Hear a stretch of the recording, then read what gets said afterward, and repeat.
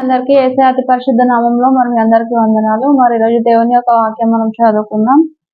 సామెతల గ్రంథం 22వ అధ్యాయం 4వ వచనం. యెహోవా యందు భయభక్తులు కలిగి ఉండుట వినయమునకు ప్రతిఫలము. ఐశ్వర్యమును ఘనతయు జీవమును దాని వలన కలుగును. హల్లెలూయా.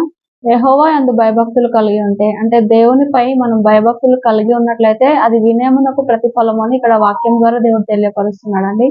అయితే దీనివల్ల మనకు ప్రతిఫలంగా ఏమొస్తుందంటే ఐశ్వర్యము, అలాగే ఘనత, జీవము వినయము వల్ల దేవుని మీద భయభక్తులు కలిగి ఉండటం వల్ల మనకు వస్తాయన్నమాట. అంటే మనము ఇదొక్కటి మిస్ చేస్తూ అన్నిటినీ కోరుతుంటాం దేవుని యొద్ద.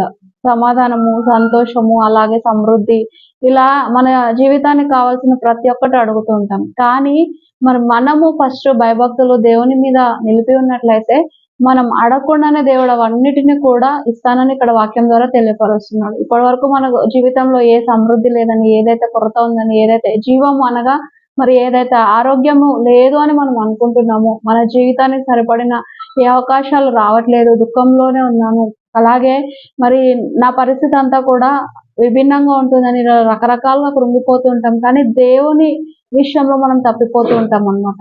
దేవుడే చేయాలని అనుకుంటూ ఉంటాం. కానీ మనం ఇవన్నీ కలిగి ఉన్నామా అంటే దేవుని అందు భయభక్తులు కలిగి ఉన్నామా, మనల్ని మనం ఒకసారి చెక్ చేసుకున్నట్లయితే అదొక్కటి చాలు మరి ఇవన్నిటినీ దేవుడు ఇవ్వడానికి. మరి ఇప్పటి వరకు ఒకవేళ ఈ విధంగా ఉన్నట్లయితే మనం మన జీవితాన్ని మార్చుకొని ముందుకు వెళ్దాం.